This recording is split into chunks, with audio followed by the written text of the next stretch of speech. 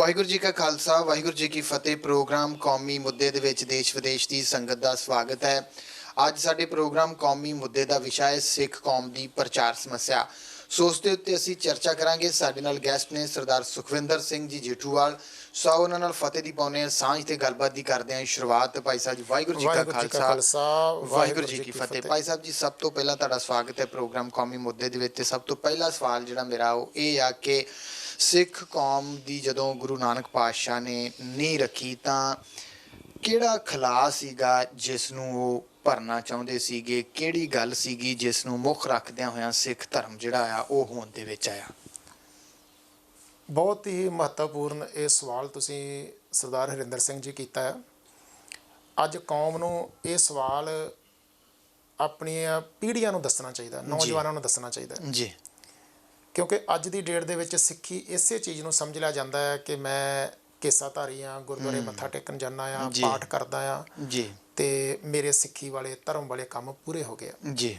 ਜਿੰਨੀ ਦੇਰ ਸਾਨੂੰ ਇਸ ਗੱਲ ਦਾ ਪਤਾ ਨਹੀਂ ਜਾਂ ਸਾਡੇ ਨੌਜਵਾਨ ਨੂੰ ਪਤਾ ਨਹੀਂ ਹੈ ਕਿ ਗੁਰੂ ਨਾਨਕ ਦੇਵ ਪਾਤਸ਼ਾਹ ਨੇ ਜਿਹੜਾ ਭਾਈ ਗੁਰਦਾਸ ਜੀ ਨੇ ਕਿਹਾ ਹੈ ਕਿ ਨਾਨਕ ਨਿਰਮਲ ਪੰਥ ਚਲਾਇਆ, ਜੀ ਜੀ, ਉਹ ਕਿਉਂ ਨਿਰਮਲ ਪੰਥ ਚਲਾਇਆ? ਜੀ। ਕੀ ਭਾਰਤ ਦੀ ਧਰਤੀ ਦੇ ਉੱਤੇ ਅੱਗੇ ਧਰਮਾਂ ਦੀ ਘਾਟ ਸੀ ਜਿਹੜਾ ਗੁਰੂ ਨਾਨਕ ਦੇਵ ਮਹਾਰਾਜ ਇੱਕ ਨਵਾਂ ਧਰਮ ਦੇਣਾ ਚਾਹੁੰਦੇ ਸੀ? ਜੀ। ਕੀ ਭਾਰਤ ਤੇ ਵਸਣ ਵਾਲੇ ਜਿਹੜੇ ਲੋਕ ਸੀ ਉਹ ਧਾਰਮਿਕ ਰਸਮਾਂ ਪੂਰੀਆਂ ਨਹੀਂ ਸੀ ਕਰਦੇ ਜਿਹੜਾ ਕਿ ਧਾਰਮਿਕ ਰਸਮਾਂ ਪੂਰੀਆਂ ਕਰਨ ਵਾਸਤੇ ਕੋਈ ਧਰਮ ਦੇਣਾ ਸੀ ਵੀ ਉਹਦੀਆਂ ਰਸਮਾਂ ਪੂਰੀਆਂ ਕਰ ਲਿਆ ਕਰਨਗੇ? ਕਿ ਜਾਂ ਕੋਈ ਐਸਾ ਸੀ ਕਿ ਲੋਕੀ ਧਰਮ ਤੋਂ ਹੀ ਦੂਰ ਹੋ ਗਏ ਸੀ ਤੇ ਲੋਕਾਂ ਨੂੰ ਧਰਮ ਦੇ ਨੇੜੇ ਲੈ ਕੇ ਆਉਣਾ ਸੀ? ਜੀ। ਭਾਈ ਗੁਰਦਾਸ ਜੀ ਨੂੰ ਪੁੱਛੀਏ ਤੇ ਭਾਈ ਗੁਰਦਾਸ ਜੀ ਇੱਕ ਗੱਲ ਕਰਦੇ ਨੇ ਜੀ ਕਿ ਉਸ ਵੇਲੇ ਜਿਹੜੀ ਪ੍ਰਜਾ ਸੀ ਜੀ ਉਹ ਗਿਆਨ ਤੋਂ ਵੀ ਹੋਣੀ ਸੀ। ਜੀ ਜੀ। ਲੋਕਾਂ ਨੂੰ ਨੌਲੇਜ ਨਹੀਂ ਸੀ, ਲੋਕਾਂ ਨੂੰ ਗਿਆਨ ਨਹੀਂ ਸੀ ਜੀ। ਔਰ ਜਿਹੜੀ ਗਿਆਨ ਵੀ ਹੋਣੀ ਪ੍ਰਜਾ ਸੀ ਜੀ ਉਹ ਅਗਿਆਨਤਾ ਵਸ ਆ ਕੇ ਜੀ ਜਿਵੇਂ ਕੋਈ ਧਰਮ ਦਾ ਆਗੂ ਚਲਾਉਂਦਾ ਉਵੇਂ ਚੱਲੀ ਜਾਂਦੀ। ਜੀ। ਧਰਮ ਦੇ ਨਾਂ ਤੇ, ਆਸਥਾ ਦੇ ਨਾਂ ਤੇ ਲੋਕਾਂ ਦੀ ਲੁੱਟ ਹੋ ਰਹੀ ਸੀ ਜੀ। ਔਰ ਧਾਰਮਿਕ ਕਰਮਾਂ ਕਾਂਡਾਂ ਦੇ ਵਿੱਚ, ਵਹਿਮਾਂ ਭਰਮਾਂ ਦੇ ਵਿੱਚ ਫਸਾ ਕੇ ਲੋਕਾਂ ਨੂੰ ਦੋਨਾਂ ਹੱਥਾਂ ਦੇ ਨਾਲ ਲੁੱਟਿਆ ਜਾ ਰਿਹਾ ਸੀ। ਹੁਣ ਜਿੱਥੇ ਇਹ ਧਾਰਮਿਕ ਖੇਤਰ ਦੇ ਵਿੱਚ ਲੋਕਾਂ ਦੀ ਲੁੱਟ ਹੋ ਰਹੀ ਸੀ ਉੱਥੇ ਰਾਜਨੀਤਿਕ ਖੇਤਰ ਦੇ ਵਿੱਚ ਵੀ ਲੋਕਾਂ ਦੀ ਲੁੱਟ ਹੋ ਰਹੀ ਸੀ। ਜੀ। ਔਰ ਲੁੱਟੇ ਜਾਣ ਨੂੰ ਲੋਕ ਆਪਣੀ ਕਿਸਮਤ ਸਮਝਦੇ ਸਨ, ਆਪਣਾ ਫਰਜ਼ ਸਮਝਦੇ ਸਨ ਜੋ ਕਰਮਾਂ 'ਚ ਲਿਖਿਆ ਹੈ। ਇਹਨੂੰ ਲੁੱਟ ਨੂੰ, ਕੁੱਟ ਨੂੰ ਲੋਕ ਹੰਢਾ ਰਹੇ ਸਨ, ਪੀੜ੍ਹੀਆਂ ਤੋਂ ਹੰਢਾ ਰਹੇ ਸਨ ਔਰ ਆਪਣੇ ਫਰਜ਼ ਤੇ ਕਿਸਮਤ ਸਮਝ ਕੇ ਹੰਢਾ ਰਹੇ ਸਨ। ਤੇ ਗੁਰੂ ਨਾਨਕ ਦੇਵ ਮਹਾਰਾਜ ਜੀ ਨੇ ਇਸ ਸੰਸਾਰ ਦੇ ਵਿੱਚ ਆ ਕੇ ਲੋਕਾਂ ਨੂੰ ਗਿਆਨ ਵੰਡਿਆ ਜੀ ਔਰ ਗਿਆਨ ਪ੍ਰਧਾਨ ਇੱਕ ਕੌਮ ਜਿਹੜੀ ਸੀ ਉਹਦੀ ਸਿਰਜਣਾ ਕੀਤੀ। ਔਰ ਇੱਥੋਂ ਤੱਕ ਕਿ ਗੁਰੂ ਵੀ ਗਿਆਨ ਨੂੰ ਕਿਹਾ, ਸ਼ਬਦ ਗੁਰੂ ਦਾ ਸਿਧਾਂਤ ਦਿੱਤਾ। ਜਦੋਂ ਸਿੱਧਾਂ ਦੇ ਨਾਲ ਗੁਰੂ ਨਾਨਕ ਦੇਵ ਮਹਾਰਾਜ ਜੀ ਦੀ ਵਿਚਾਰ ਹੁੰਦੀ ਆ ਤੇ ਸਿੱਧ ਪੁੱਛਦੇ ਨੇ ਕਿ ਤੇਰਾ ਗੁਰੂ ਕੌਣ ਹੈ, ਤੂੰ ਚੇਲਾ ਕਿੱਦਾਂ? ਤੇ ਗੁਰੂ ਨਾਨਕ ਦੇਵ ਮਹਾਰਾਜ ਕਹਿੰਦੇ ਨੇ ਸ਼ਬਦ ਗੁਰੂ, ਸੁਰਤ ਧੁਨ ਚੇਲਾ।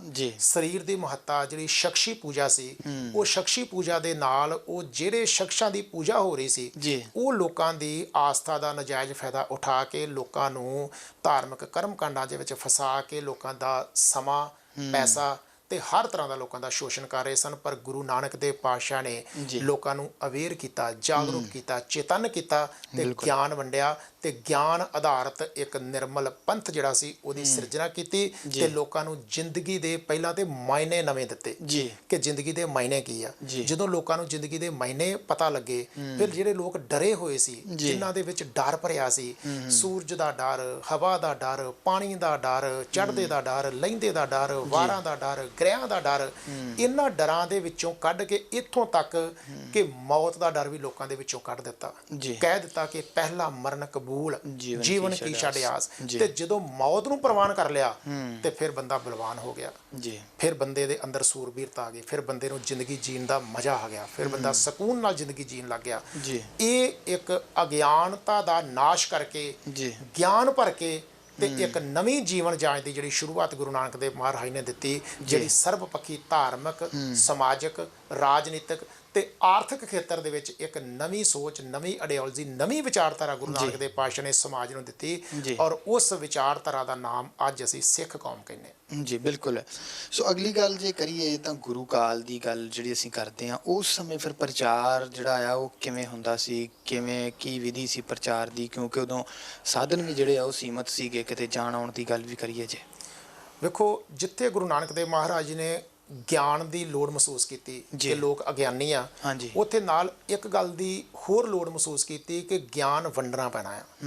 ਗਿਆਨ ਸੁੱਤੇ ਸਿੱਧੀ ਲੋਕਾਂ ਨੂੰ ਨਹੀਂ ਆਉਂਦਾ ਜੀ ਤੇ ਗੁਰੂ ਨਾਨਕ ਦੇਵ ਪਾਤਸ਼ਾਹ ਅੱਜ ਤੱਕ ਦੇ ਵੀ ਸੰਸਾਰ ਦੇ ਸਭ ਤੋਂ ਵੱਡੇ ਪੈਦਲ ਯਾਤਰੂ ਜਿਹੜੇ ਆ ਹੋਏ ਨੇ, ਉਹਨਾਂ ਤੋਂ ਜ਼ਿਆਦਾ ਅੱਜ ਦੀ ਤਰੀਕ ਤੱਕ ਵੀ ਸੰਸਾਰ ਦੇ ਇਤਿਹਾਸ ਦੇ ਵਿੱਚ ਕਿਸੇ ਨੇ ਵੀ ਸਫ਼ਰ ਕੋਈ ਨਹੀਂ ਕੀਤਾ। ਇੰਨਾ ਸਫ਼ਰ ਨਹੀਂ ਕਰ ਸਕਿਆ। ਜੀ ਹੁਣ ਕੀ ਮਕਸਦ ਸੀ ਗੁਰੂ ਨਾਨਕ ਦੇਵ ਮਹਾਰਾਜ ਦਾ ਸਫ਼ਰ ਕਰਨ ਦਾ? ਜੀ ਜਿੱਥੇ ਜਿੱਥੇ ਗੁਰੂ ਨਾਨਕ ਦੇਵ ਮਹਾਰਾਜ ਵੇਖਦੇ ਕਿ ਇੱਥੇ ਕਿਸੇ ਐਸੀ ਸੋਚ ਦੀ ਲੋੜ ਆ, ਲੋਕ ਕੁਰਾਏ ਪਏ ਹੋਏ ਨੇ, ਉਹਨਾਂ ਨੂੰ ਸਹੀ ਰਸਤਾ ਦੱਸਦੇ। ਜੇ ਮਲਕ ਭਾਗੋ ਲੋਕਾਂ ਦੀ ਲੁੱਟ ਦੀ ਕਮਾਈ ਦੇ ਨਾਲ ਲੰਗਰ ਲਗਾ ਰਿਹਾ, ਆਪਣੇ ਪੂਰਵਜਾਂ ਦਾ ਸ਼ਰਾਧ ਕਰ ਰਿਹਾ, ਤੇ ਉਹਨੂੰ ਸਮਝਾਉਣ ਵਾਸਤੇ ਵੀ ਚਲੇ ਗਏ ਕਿ ਲੁੱਟ ਦੀ ਕਮਾਈ ਦੇ ਨਾਲ ਤੂੰ ਆਪਣੇ ਜਿਹੜੇ ਪ੍ਰੋਤ ਨੇ, ਆਪਣੇ ਜਿਹੜੇ ਪੂਰਵਜ ਨੇ, ਉਹਨਾਂ ਲਈ ਸ਼ਰਾਧ ਕਰੇਗਾ ਤੇ ਇਹਦਾ ਕੋਈ ਫਾਇਦਾ ਨਹੀਂ। ਕਹਿਣ ਤੋਂ ਭਾਵ ਕਿ ਜਿਵੇਂ ਤੁਸੀਂ ਗੱਲ ਕਰ ਰਹੇ ਹੋ ਕਿ ਗੁਰੂ ਸਾਹਿਬ ਜਾ ਕੇ ਜਿੱਥੇ ਕੋਈ ਕਰਮਕਾਂਡ ਹੁੰਦਾ ਸੀਗਾ ਉਸ ਨੂੰ ਰੋਕਦੇ, ਸੋ ਆਪਣੇ ਆਪ 'ਚ ਹੀ ਇੱਕ ਪ੍ਰਚਾਰ ਸੀਗਾ ਕਿ ਵੇਖਣ ਵਾਲੇ ਜਿਹੜੇ ਉਸ ਤੋਂ ਪ੍ਰਭਾਵਿਤ ਹੋ ਜਾਂਦੇ ਸੀ ਕਿ ਇਹਨਾਂ ਨੇ ਸਹੀ ਗੱਲ ਕੀਤੀ ਹੈ। ਬਿਲਕੁਲ ਗੁਰੂ ਨਾਨਕ ਪਾਤਸ਼ਾਹ ਦਾ ਜਿਹੜਾ ਜਾਣ ਦਾ ਪਹਿਲਾਂ ਤੇ ਮਕਸਦ ਵੇਖੀ ਕਿ ਜਾਣ ਦਾ ਮਕਸਦ ਕੀ? ਜਾਣ ਦਾ ਮਕਸਦ ਸੀ ਕਿ ਅਗਿਆਨੀ ਲੋਕਾਂ ਨੂੰ ਗਿਆਨ ਦੇ ਕੇ ਜ਼ਿੰਦਗੀ ਦੇ ਸਹੀ ਰਸਤੇ ਤੇ ਸਹੀ ਮਾਰਗ ਤੇ ਲੈ ਕੇ ਆਉਣਾ ਜੀ ਔਰ ਪ੍ਰਚਾਰ ਦੀ ਅਹਿਮੀਅਤ ਨੂੰ ਗੁਰੂ ਨਾਨਕ ਦੇਵ ਮਹਾਰਾਜ ਜੀ ਨੇ ਹੀ ਸਭ ਤੋਂ ਪਹਿਲਾਂ ਸਮਝ ਕੇ ਤੇ ਸੰਸਾਰ ਦੇ ਕੋਨੇ-ਕੋਨੇ ਤੇ ਜਾ ਕੇ ਇਸ ਗਿਆਨ ਦਾ ਪ੍ਰਚਾਰ ਕੀਤਾ। ਜੀ ਹੁਣ ਗੁਰੂ ਨਾਨਕ ਦੇਵ ਮਹਾਰਾਜ ਤੋਂ ਬਾਅਦ ਗੁਰੂ ਅੰਗਦ ਦੇਵ ਪਾਤਸ਼ਾਹ, ਜਦੋਂ ਗੁਰੂ ਨਾਨਕ ਦੇਵ ਪਾਤਸ਼ਾਹ ਵੀ ਨਗਰ ਵਸਾਉਂਦੇ ਨੇ, ਕਰਤਾਰਪੁਰ ਨਗਰ ਵਸਾਉਂਦੇ ਨੇ, ਫਿਰ ਗੁਰੂ ਨਾਨਕ ਦੇਵ ਪਾਤਸ਼ਾਹ ਤੋਂ ਬਾਅਦ ਗੁਰੂ ਅੰਗਦ ਦੇਵ ਪਾਤਸ਼ਾਹ ਖਡੂਰ ਸਾਹਿਬ ਨੂੰ ਕੇਂਦਰ ਬਣਾਉਂਦੇ ਨੇ ਔਰ ਉਸ ਕੇਂਦਰ ਦੇ ਵਿੱਚ ਪ੍ਰਚਾਰ ਕਰਦੇ ਨੇ। ਫਿਰ ਗੁਰੂ ਪਾਤਸ਼ਾਹ ਗੋਇੰਦਵਾਲ ਸਾਹਿਬ ਨਗਰ ਵਸਾਉਂਦੇ ਨੇ, ਪ੍ਰਚਾਰ ਕਰਦੇ ਨੇ। ਫਿਰ ਗੁਰੂ ਰਾਮਦਾਸ ਪਾਤਸ਼ਾਹ ਵੇਲੇ ਆਪਾਂ ਵੇਖਦੇ ਹਾਂ ਕਿ ਕਿਵੇਂ ਮਸੰਦ ਸਿਸਟਮ ਜਿਹੜਾ ਸੀ ਉਸ ਵੇਲੇ ਤੱਕ ਬਿਲਡ ਹੋ ਚੁੱਕਾ ਸੀ ਔਰ ਉਸ ਤੋਂ ਪਹਿਲਾਂ ਮੰਜੀ ਸਿਸਟਮ ਜਿਹੜਾ, ਪੀਲੇ ਸਿਸਟਮ ਜਿਹੜਾ ਸੀ ਉਹ ਬਿਲਡ ਹੋ ਚੁੱਕਾ। ਇਹ ਸਾਰੇ ਪ੍ਰਚਾਰ ਦੇ ਇੱਕ ਸਾਧਨ ਸਨ। ਇਹ ਵਿਉਂਤਬੰਦੀ ਸੀ ਕਿ ਜਿਹੜੀ ਗੁਰੂ ਨਾਨਕ ਦੇਵ ਪਾਤਸ਼ਾਹ ਦੀ ਵਿਚਾਰਧਾਰਾ ਆ, ਜਿਹੜਾ ਇੱਕ ਨਿਰਮਲ ਪੰਥ ਦਾ ਜ਼ਿੰਦਗੀ ਜੀਣ ਦਾ ਇੱਕ ਤਰੀਕਾ ਆ, ਉਹ ਬਹੁਤ ਜ਼ਿਆਦਾ ਲੋਕਾਂ ਤੱਕ ਕਿਵੇਂ ਪਹੁੰਚੇ ਔਰ ਉਹਦੀ ਵਿਉਂਤਬੰਦੀ ਵਾਸਤੇ ਗੁਰੂ ਕਾਲ ਵੇਲੇ ਬੜੇ ਹੀ ਸੁਚੱਜੇ ਢੰਗ ਦੇ ਨਾਲ ਪ੍ਰਬੰਧ ਹੋ ਰਹੇ। ਗੁਰੂ ਰਾਮਦਾਸ ਪਾਤਸ਼ਾਹ ਵੇਲੇ, ਗੁਰੂ ਅਰਜਨ ਦੇਵ ਪਾਤਸ਼ਾਹ ਵੇਲੇ ਤੱਕ ਆਪਾਂ ਜਦੋਂ ਵੇਖਦੇ ਹਾਂ ਈਵਨ ਦੈਨ ਕਿ ਜਿਹੜੀ ਮਾਝੇ ਦੀ ਧਰਤੀ ਸੀ, ਇੱਥੇ ਸੂਫੀਆਂ ਦਾ ਬੜਾ ਜ਼ਿਆਦਾ ਜਿਹੜਾ ਸੀ ਉਹ ਪ੍ਰਭਾਵ ਸੀਗੇ। ਸੂਫੀਆਂ ਦੇ 12 ਸਿਲਸਿਲਿਆਂ ਦੇ ਵਿੱਚੋਂ ਜਿਹੜਾ ਚਿਸ਼ਤੀ ਸਿਲਸਿਲਾ ਆ ਉਹਦਾ ਵੀ ਬੜਾ ਜ਼ਿਆਦਾ ਪ੍ਰਭਾਵ ਸੀ। ਹੁਣ ਮਾਝੇ ਦੀ ਧਰਤੀ ਦੇ ਵਿੱਚ ਗੁਰੂ ਅਰਜਨ ਦੇਵ ਪਾਤਸ਼ਾਹ ਜੀ ਨੇ ਜਦੋਂ ਤਰਨਤਾਰਨ ਨਗਰ ਵਸਾਇਆ ਤੇ ਤਰਨਤਾਰਨ ਨਗਰ ਵਸਾਉਣ ਦਾ ਜਿਹੜਾ ਮੁੱਖ ਕਾਰਨ ਸੀ ਉਹ ਵੀ ਇਹੀ ਸੀ, ਜਿਵੇਂ ਸ਼ੇਖ ਫਤਾ ਸੀ ਲਾਗੇ, ਇਹਨਾਂ ਦਾ ਬੜਾ ਜ਼ਿਆਦਾ ਪ੍ਰਭਾਵ ਸੀ ਔਰ ਉਹ ਪ੍ਰਚਾਰ ਦਾ ਨਤੀਜਾ ਹੀ ਸੀ ਇਹ ਕਿ ਭਾਈ ਬਹਿਲੋ ਵਰਗੇ, ਭਾਈ ਮੰਝ ਵਰਗੇ ਜਿਹੜੇ ਸਗੀ ਸਰਵਰੀਆਂ ਦੇ ਨਾਲ ਜੁੜੇ ਹੋਏ ਸਨ, ਉਹ ਵੀ ਜਿਹੜੇ ਸੀ ਉਹ ਉਹਨਾਂ ਨੂੰ ਛੱਡ ਕੇ ਤੇ ਗੁਰੂ ਅਰਜਨ ਦੇਵ ਪਾਤਸ਼ਾਹ ਜੀ ਦੀ ਸਿੱਖੀ ਜਿਹੜੀ, ਗੁਰੂ ਨਾਨਕ ਦੀ ਸਿੱਖੀ ਜਿਹੜੀ ਆ ਉਹਨੂੰ ਧਾਰਨ ਕਰਨ ਵਾਸਤੇ ਆਏ ਔਰ ਭਾਵੇਂ ਕਿ ਉਹਨਾਂ ਦੇ ਸਮਾਜ ਵੱਲੋਂ ਉਹਨਾਂ ਦਾ ਬਾਈਕਾਟ ਵੀ ਹੋਇਆ, ਪਰ ਇਹ ਗੁਰੂ ਅਰਜਨ ਦੇਵ ਪਾਤਸ਼ਾਹ ਦੇ ਜਿੱਥੇ ਹੋਰ ਬਹੁਤ ਸਾਰੇ ਕੰਮ ਸਨ ਉੱਥੇ ਪ੍ਰਚਾਰ ਸੁਚੱਜੇ ਇੱਕ ਪਲਾਨਿੰਗ ਵਾਲੇ ਯੋਜਨਾਬੱਧ ਤਰੀਕੇ ਦੇ ਨਾਲ ਕੀਤੇ ਜਾਣ ਵਾਲੇ ਪ੍ਰਚਾਰ ਦਾ ਇਹ ਨਤੀਜਾ ਸੀ। ਫਿਰ ਜਦੋਂ ਗੁਰੂ ਹਰਗੋਬਿੰਦ ਪਾਤਸ਼ਾਹ ਦਾ ਸਮਾਂ ਆਉਂਦਾ ਆ, ਜਿੱਥੇ ਰਾਜਨੀਤਿਕ ਖੇਤਰ ਦੇ ਵਿੱਚ ਗੁਰੂ ਹਰਗੋਬਿੰਦ ਪਾਤਸ਼ਾਹ ਪੈਰ ਰੱਖਦੇ ਨੇ, ਜਿੱਥੇ ਗੁਰੂ ਨਾਨਕ ਦੇਵ ਪਾਤਸ਼ਾਹ ਦੀ ਉਹ ਸਿੱਖ ਵਿਚਾਰਧਾਰਾ ਵਾਲੀ ਰਾਜਨੀਤੀ ਜਿਹੜੀ ਆ ਉਹ ਅਮਲੀ ਰੂਪ ਦੇ ਵਿੱਚ ਗੁਰੂ ਹਰਗੋਬਿੰਦ ਪਾਤਸ਼ਾਹ ਜਿਹੜੀ ਆ ਸਿੱਖ ਸੰਗਤਾਂ ਦੇ ਤੇ ਸਮਾਜ ਦੇ ਸਾਹਮਣੇ ਲੈ ਕੇ ਆਉਂਦੇ ਨੇ, ਫੌਜਾਂ ਰੱਖਦੇ ਨੇ, ਘੋੜੇ ਰੱਖਦੇ ਨੇ, ਜਵਾਨੀ ਹਥਿਆਰ ਦੀ ਗੱਲ ਕਰਦੇ ਨੇ, ਉੱਥੇ ਨਾਲ ਨਾਲ ਇਸ ਨਿਰਮਲ ਪੰਥ ਨੂੰ, ਗੁਰੂ ਨਾਨਕ ਦੇ ਚਲਾਏ ਹੋਏ ਸਿੱਖ ਪੰਥ ਨੂੰ ਪ੍ਰਚਾਰਨ ਵਾਸਤੇ ਵੀ ਉਹ ਆਪਣਾ ਪੂਰਾ ਉਹਦੇ ਵਿੱਚ ਇੱਕ ਹੋਰ ਅਧਿਆਇ ਜਿਹੜਾ ਆ ਉਹ ਜੁੜ ਜਾਂਦਾ ਹੈ ਕਿ ਨਾਲ ਜਿਹੜੇ ਜੰਗੀ ਕਰਤੱਵ ਆ ਉਹਨਾਂ ਨੂੰ ਵੀ ਉੱਥੇ ਫਿਰ ਜਿਹੜਾ ਆ ਉਹ ਮਹੱਤਤਾ ਦਿੱਤੀ ਜਾਂਦੀ ਆ ਤੇ ਗੱਤਕਾ ਜਿਵੇਂ ਅਸੀਂ ਕਹਿੰਦੇ ਮਾਰਸ਼ਲ ਆਰਟ ਸਿੱਖ ਕੌਮ ਦਾ, ਉਹ ਵੀ ਨਾਲ ਪ੍ਰਚਾਰ ਦੇ ਵਿੱਚ ਜੁੜ ਜਾਂਦਾ। ਪਰ ਇਹ ਨਹੀਂ ਇਕੱਲਾ ਕਿਹਾ ਜਾ ਸਕਦਾ ਵੀ ਗੁਰੂ ਹਰਗੋਬਿੰਦ ਪਾਤਸ਼ਾਹ ਸਿਰਫ ਤੇ ਸਿਰਫ ਜੰਗਜੂ ਖੇਤਰ ਦੇ ਵਿੱਚ ਜਾਂ ਰਾਜਨੀਤਿਕ ਖੇਤਰ ਦੇ ਵਿੱਚ ਜਾਂ ਰਣਨੀਤੀ ਦੇ ਵਿੱਚ ਹੀ ਆਏ ਤੇ ਪ੍ਰਚਾਰ ਸ਼ਾਇਦ ਢਿੱਲਾ ਪੈ ਗਿਆ।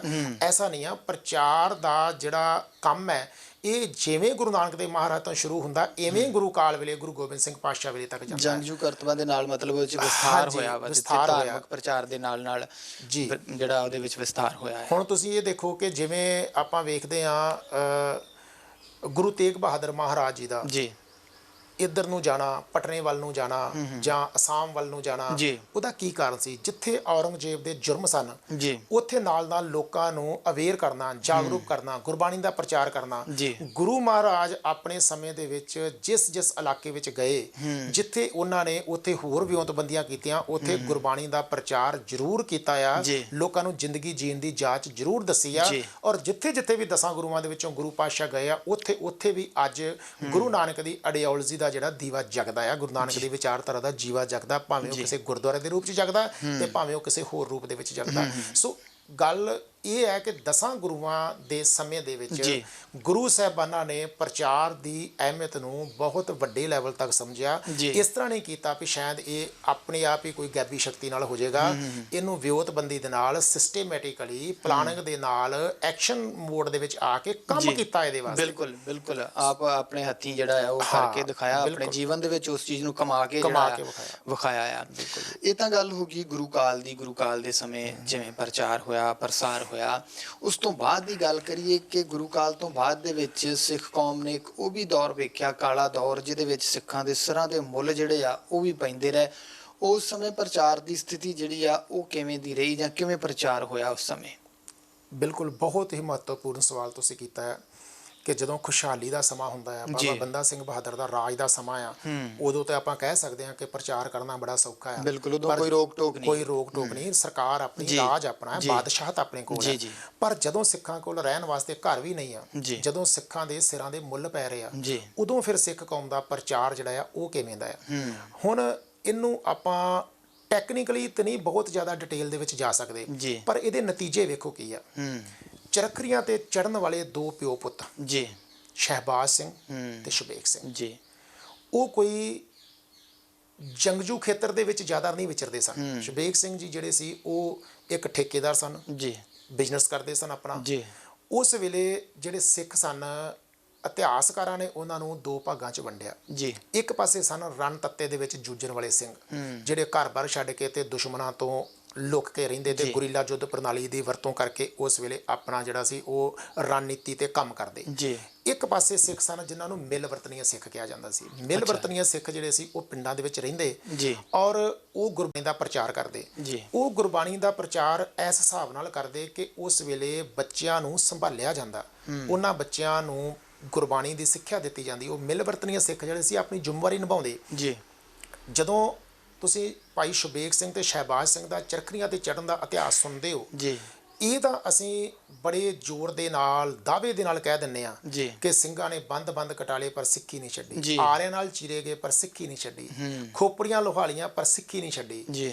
ਬੜਾ ਮਾਣ ਮਹਿਸੂਸ ਹੁੰਦਾ ਸਾਨੂੰ ਜੀ। ਪਰ ਜਿਨ੍ਹਾਂ ਨੇ ਆਰਿਆਂ ਨਾਲ ਸਿਰ ਕਟਵਾ ਲਏ, ਜਿਨ੍ਹਾਂ ਦੀਆਂ ਖੋਪੜੀਆਂ ਲੋਹਾਰੀਆਂ, ਜਿਹੜੇ ਚਰਖੜੀਆਂ ਤੇ ਚੜੇ ਗਏ, ਉਹਨਾਂ ਦਾ ਬਚਪਨ ਕਿਵੇਂ ਬੀਤਿਆ ਅਸੀਂ ਇਹ ਨਹੀਂ ਕਦੀ ਸੋਚਿਆ ਜੀ। ਜੇ ਉਵੇਂ ਦਾ ਬਚਪਨ ਅਸੀਂ ਅੱਜ ਸੰਭਾਲਣਾ ਸ਼ੁਰੂ ਕਰ ਦਈਏ, ਅੱਜ ਵੀ ਚਰਖੜੀਆਂ ਤੇ ਚੜਨ ਵਾਲੇ ਤੁਹਾਨੂੰ ਸੂਰਬੀਰ ਨਜ਼ਰ ਆਉਣਗੇ। ਅੱਜ ਵੀ ਕੌਮ ਨੂੰ ਸਮਰਪਿਤ ਜਿਹੜੇ ਆ, ਤਿਆਗ ਦੀ ਭਾਵਨਾ ਦੇ ਨਾਲ ਬੜੇ ਚੜ੍ਹਦੀ ਕਲਾ ਵਾਲੇ ਸਿੰਘ ਹੈਗੇ ਵੀ ਨੇ, ਪਰ ਅੱਜ ਉਸ ਲੈਵਲ ਤੇ ਨਹੀਂ ਜਿਸ ਲੈਵਲ ਤੇ ਕੌਮੀ ਪੱਧਰ ਤੇ ਉਸ ਕਾਲੇ ਦੌਰ ਦੇ ਵਿੱਚ ਵੀ ਸਿੰਘ ਪਾਏ ਜਾਂਦੇ ਸਨ। ਜਿਹੜਾ ਸ਼ਬੇਗ ਸਿੰਘ ਦਾ ਬੇਟਾ ਸੀ ਸ਼ਹਿਬਾਜ਼ ਸਿੰਘ ਜੀ, ਉਹਦੀ ਸਿਰਫ ਇੰਨਾ ਦੋਸ਼ ਲਗਾਇਆ ਕਿ ਜਿਸ ਉਹ ਮੌਲਵੀ ਕੋਲ ਪੜ੍ਹਨ ਜਾਂਦਾ ਸੀ ਜੀ, ਉਹਨੇ ਉਹਨਾਂ ਨੂੰ ਇਸਲਾਮ ਦੀ ਗੱਲ ਕੀਤੀ ਕਿ ਮੈਂ ਇਸਲਾਮ ਦੀ ਪੜ੍ਹਾਈ ਤੈਨੂੰ ਕਰਾਉਣੀ ਚਾਹੁੰਦਾ ਆ ਜੀ। ਉਹਨੇ ਇਤਰਾਜ਼ ਕੀਤਾ ਕਿ ਮੈਂ ਸਿੱਖ ਆ, ਮੈਂ ਸਿੱਖ ਹੀ ਰਹਿਣਾ ਆ, ਮੈਂ ਇਸਲਾਮ ਧਰਮ ਕਬੂਲ ਨਹੀਂ ਕਰ ਸਕਦਾ। ਮੈਂ ਜਿਹੜੀ ਪੜ੍ਹਾਈ ਵਾਸਤੇ, ਭਾਸ਼ਾ ਸਿੱਖਣ ਵਾਸਤੇ ਤੁਹਾਡੇ ਕੋਲ ਆਇਆ, ਇਤਿਹਾਸ ਸਿੱਖਣ ਵਾਸਤੇ ਆਇਆ, ਹੋਰ ਚੀਜ਼ਾਂ ਸਿੱਖਣ ਵਾਸਤੇ, ਤੁਸੀਂ ਸਿਖਾਓ ਜੀ। ਉਸ ਬੰਦੇ ਨੇ ਕੋਸ਼ਿਸ਼ ਕੀਤੀ ਕਿ ਮੈਂ ਸ਼ਹਿਬਾਜ਼ ਸਿੰਘ ਨੂੰ ਕਿਸੇ ਤਰੀਕੇ ਨਾਲ ਇਸਲਾਮ ਦੇ ਵਿੱਚ ਕਨਵਰਟ ਕਰ ਲਾਂ ਜੀ, ਲੇਕਿਨ ਉਹਨੇ ਆਪਣੇ ਪਿਤਾ ਜੀ ਨੂੰ ਦੱਸਿਆ। ਪਿਤਾ ਜੀ ਨੇ ਵੀ ਉਸ ਮੌਲਵੀ ਨੂੰ ਸਮਝਾਇਆ ਕਿ ਤੁਸੀਂ ਇਸ ਤਰ੍ਹਾਂ ਨਾ ਕਰੋ ਜੀ। ਉਸ ਮੌਲਵੀ ਨੇ ਜਦੋਂ ਦੇਖਿਆ ਕਿ ਇਹ ਪਿਆਰ ਨਾਲ ਨਹੀਂ ਸਮਝ ਰਿਹਾ ਜੀ, ਤੇ ਉਸ ਬੱਚੇ ਦੇ ਉੱਤੇ ਇਹ ਇਲਜ਼ਾਮ ਲਾਤਾ ਕਿ ਇਹਨੇ ਮੁਹੰਮਦ ਸਾਹਿਬ ਦੀ ਬੇਟੀ ਵਾਸਤੇ ਕੋਈ ਗਲਤ ਸ਼ਬਦ ਵਰਤਿਆ ਜੀ। ਹੁਣ ਉਸ ਬੱਚੇ ਨੂੰ ਜਦੋਂ ਸਰਕਾਰ ਨੇ ਫੜਿਆ, ਉਹਨੂੰ ਪੁੱਛਿਆ, ਉਹਨੇ ਕਿਹਾ ਨਹੀਂ ਐਸਾ, ਲੇਕਿਨ ਮਕਸਦ ਇੱਕੋ ਰੱਖਿਆ ਕਿ ਇਸਲਾਮ ਧਾਰਨ ਕਰ ਲਓ। ਇੱਕ ਛੋਟਾ ਜਿਹਾ ਬੱਚਾ ਜੀ, ਉਹ ਕਹਿੰਦਾ ਨਹੀਂ, ਸਿੱਖੀ ਤੋਂ ਜਾਨ ਵਾਰ ਦਿਆਂਗਾ ਜੀ। ਪਿਤਾ ਜੀ ਨੂੰ ਪੁੱਛਿਆ ਉਹਦੇ ਸ਼ਬੇਗ ਸਿੰਘ ਨੂੰ, ਉਹਨੇ ਕਿਹਾ ਮੇਰੇ ਬੱਚੇ ਦਾ ਕੋਈ ਕਸੂਰ ਨਹੀਂ ਆ, ਮੇਰੇ ਬੱਚੇ ਨੇ ਇਸ ਤਰ੍ਹਾਂ ਕੁਝ ਨਹੀਂ ਕਿਹਾ। ਉਹਨਾਂ ਨੂੰ ਕਿਹਾ ਜਾਂ ਨਹੀਂ ਕਿਹਾ, ਇਸਲਾਮ ਧਾਰਨ ਕਰ ਲਓ। ਦੋਨੋਂ ਪਿਓ ਪੁੱਤ, ਕੋਈ ਉਹਨਾਂ ਦਾ ਕਸੂਰ ਨਹੀਂ ਆ, ਪਰ ਸਿਰਫ ਇੱਕੋ ਸ਼ਰਤ ਆ, ਵਪਾਰੀ ਲੋਕ ਨੇ, ਘਰੇਲੂ ਜ਼ਿੰਦਗੀ 'ਚ ਰਹਿਣ ਵਾਲੇ ਲੋਕ ਨੇ, ਜਿਵੇਂ ਅੱਜ ਦਾ ਸਿੱਖ ਰਹਿ ਰਿਹਾ, ਕੋਈ ਦੁਕਾਨ ਚਲਾ ਰਿਹਾ, ਕੋਈ ਨੌਕਰੀ ਕਰ ਰਿਹਾ, ਕੋਈ ਕਾਰੋਬਾਰ ਕਰ ਰਿਹਾ, ਇਸ ਤਰ੍ਹਾਂ ਦੇ ਉਹ ਦੋਨੋਂ ਪਿਓ ਪੁੱਤ ਸਿੱਖ ਨੇ ਜੀ। ਪਰ ਜਿੱਥੇ ਸਿੱਖੀ ਦੀ ਗੱਲ ਆਉਂਦੀ ਆ, ਉਹ ਚਰਖੜੀਆਂ ਤੇ ਚੜ੍ਹ ਗਏ।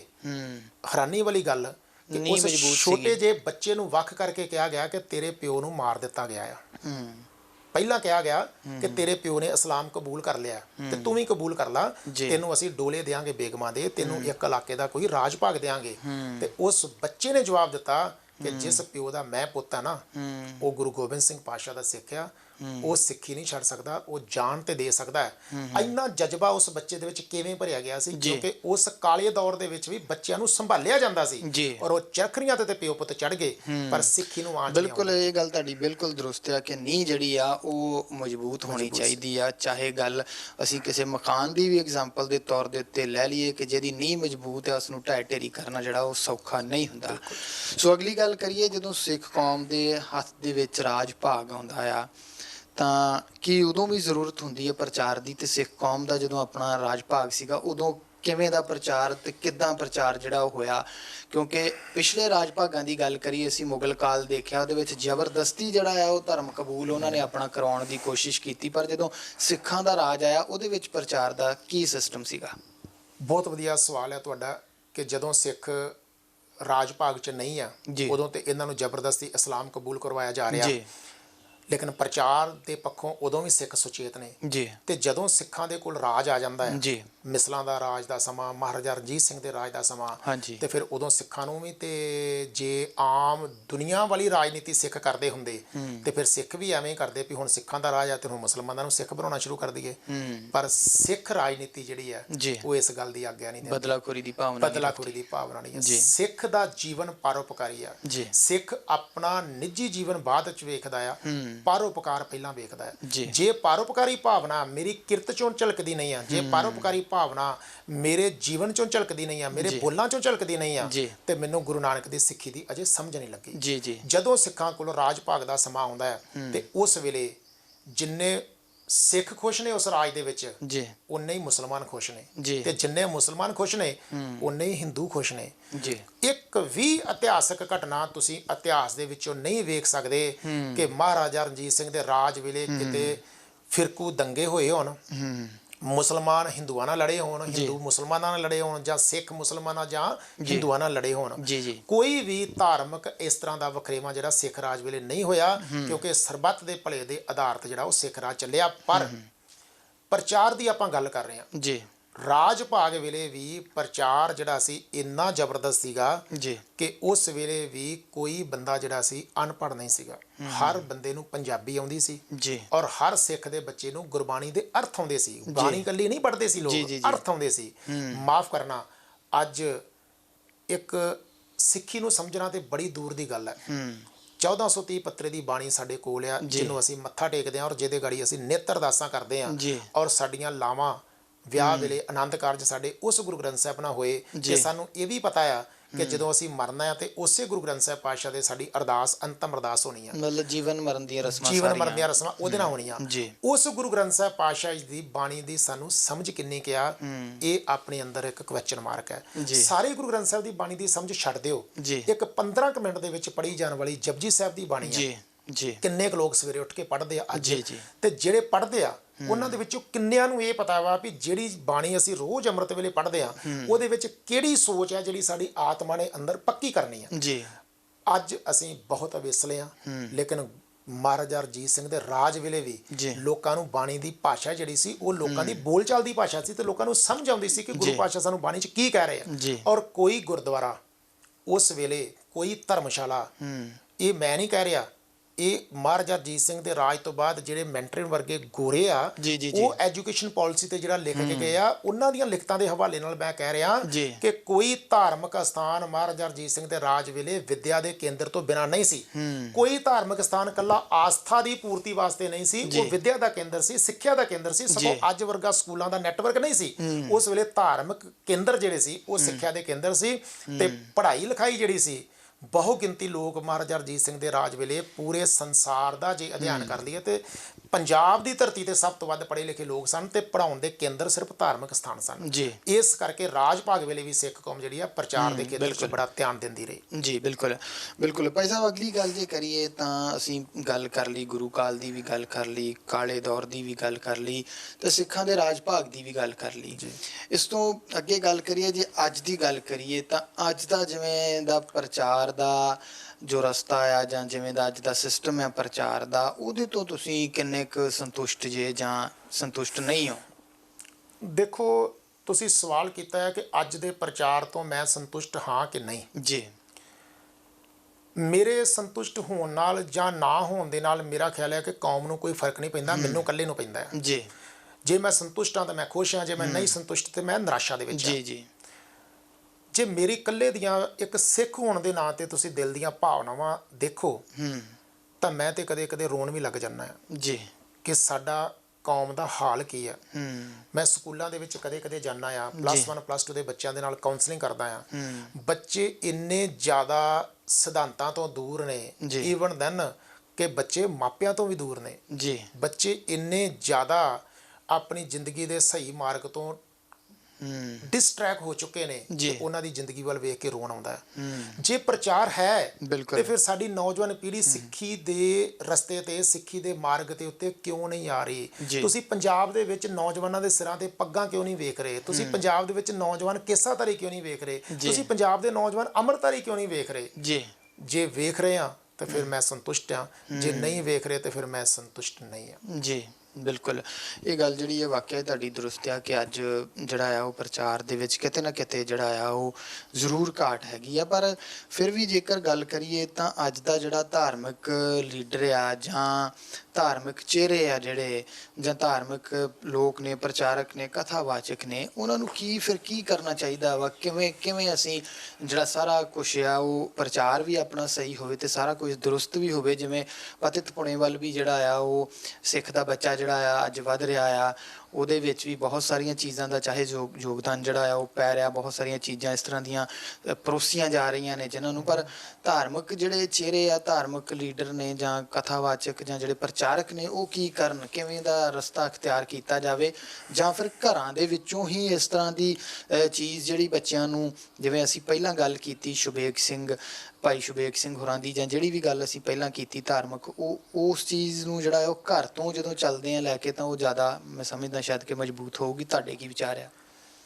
ਬਿਲਕੁਲ ਠੀਕ ਆ। ਅੱਜ ਅਸੀਂ ਇਹ ਗੱਲ ਕਹਿ ਦਿੰਨੇ ਆ, ਮਤਲਬ ਵੇਖਣ ਵਾਸਤੇ, ਗੱਲ ਸੁਣਨ ਵਾਸਤੇ ਬਹੁਤ ਵਧੀਆ ਲੱਗਦੀ ਆ ਕਿ ਕੌਮ ਹੀ ਇਕੱਲੀ ਕੀ ਕਰੇ, ਮਾਪੇ ਕਿਉਂ ਨਹੀਂ ਸੰਭਾਲ ਰਹੇ ਬੱਚਿਆਂ ਨੂੰ, ਘਰ ਚੋਂ ਕਿਉਂ ਨਹੀਂ ਪ੍ਰਚਾਰ ਮਿਲ ਰਿਹਾ।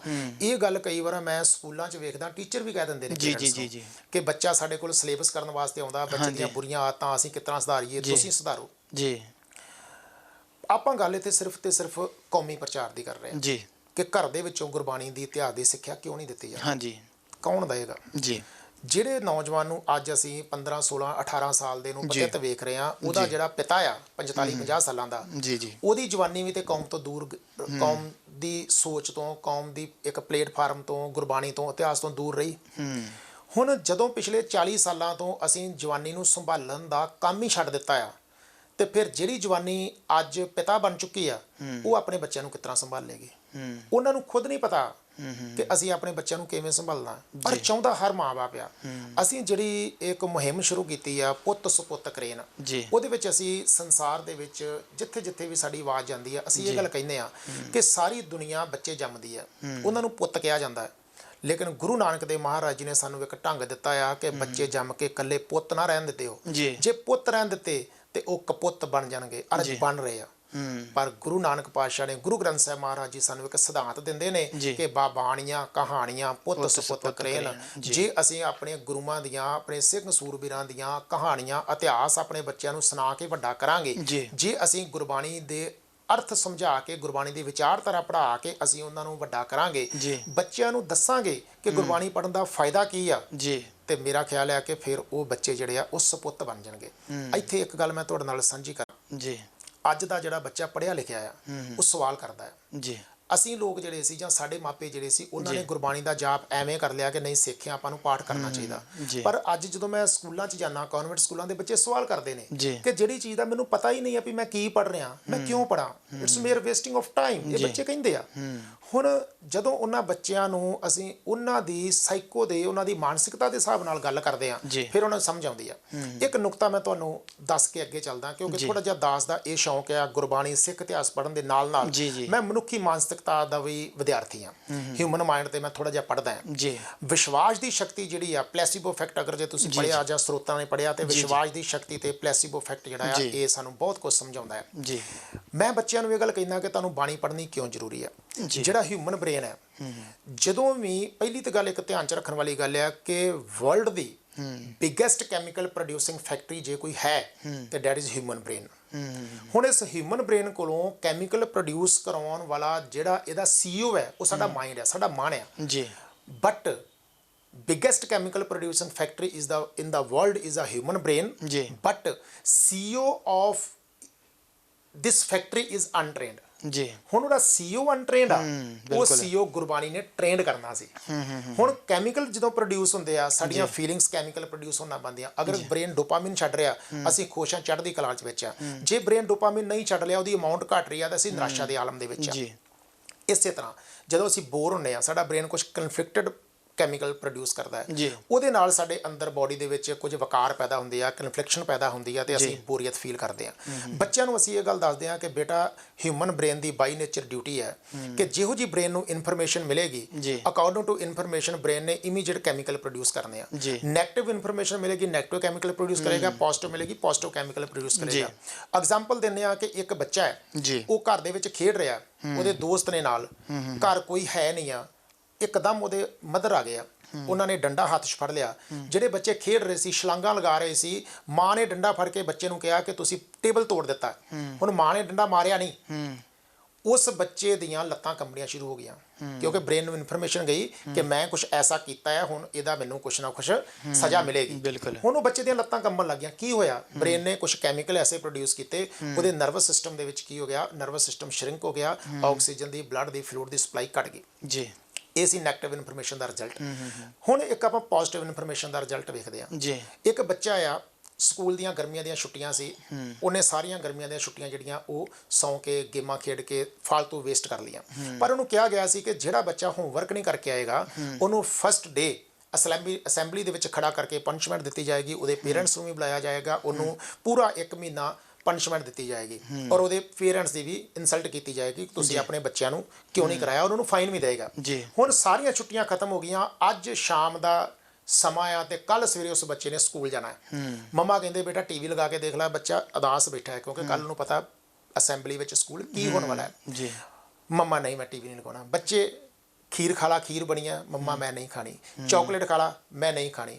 ਹੁਣ ਬੱਚੇ ਨੂੰ ਪਤਾ ਕੱਲ ਮੇਰੇ ਨਾਲ ਕੀ ਹੋਣ ਵਾਲਾ, ਤੇ ਜਿਹੜੀਆਂ ਚੀਜ਼ਾਂ ਉਸ ਬੱਚੇ ਨੂੰ ਪਸੰਦ ਸਨ ਉਹਦੀ ਮਾਂ ਸਾਰੀਆਂ ਆਫਰ ਕਰਦੀ ਆ। ਬੱਚੇ ਦਾ ਮੂਡ ਖਰਾਬ ਹੈ, ਉਹ ਕਹਿੰਦਾ ਮੈਂ ਨਹੀਂ ਖਾਣੀ। ਬਿਲਕੁਲ। ਲੇਕਿਨ ਇਸ ਉਦਾਸੀ ਦੇ ਆਲਮ ਦੇ ਵਿੱਚ ਇੱਕ ਬੰਦਾ ਬਾਹਰੋਂ ਐਂਟਰ ਕਰਦਾ ਹੈ, ਉਹ ਕਹਿੰਦਾ ਟੀਵੀ ਲਗਾ ਕੇ ਦੇਖੋ, ਪੰਜਾਬ ਸਰਕਾਰ ਨੇ ਅਨਾਉਂਸ ਕਰ ਦਿੱਤਾ ਹੋਇਆ ਕਿ ਸਕੂਲ 1 ਮਹੀਨੇ ਵਾਸਤੇ ਹੋਰ ਬੰਦ ਰਹਿਣਗੇ ਕਿਉਂਕਿ ਮੌਸਮ ਬਹੁਤ ਖਰਾਬ ਹੈ।